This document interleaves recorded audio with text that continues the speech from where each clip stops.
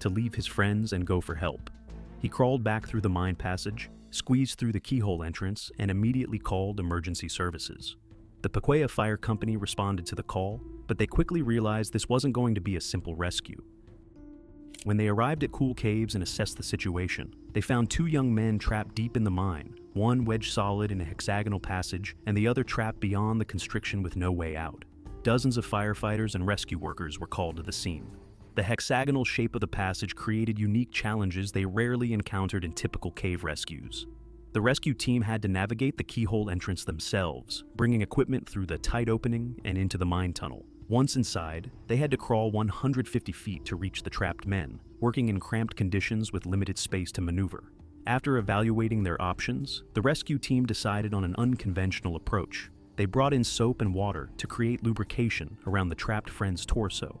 The idea was to reduce friction between his body and the hexagonal stone walls, allowing him to compress slightly and slide backward through the constriction. The process was slow and methodical. Rescue workers had to work in the cramped hexagonal passage, applying soap and water around the trapped man's chest and ribs. The geometric walls made it difficult to get the lubricant where it was needed most, and they had to work carefully to avoid injuring the already distressed victim. For 2 agonizing hours, the rescue operation continued. The trapped Culver remained wedged in the hexagonal passage while dozens of emergency responders worked to free him. The psychological pressure was intense. The first of the group, trapped on the far side of the constriction, could do nothing but wait and try to provide moral support.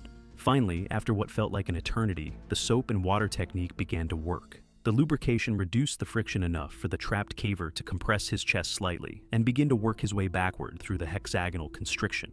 Inch by painful inch, he slid back through the geometric passage that had held him prisoner.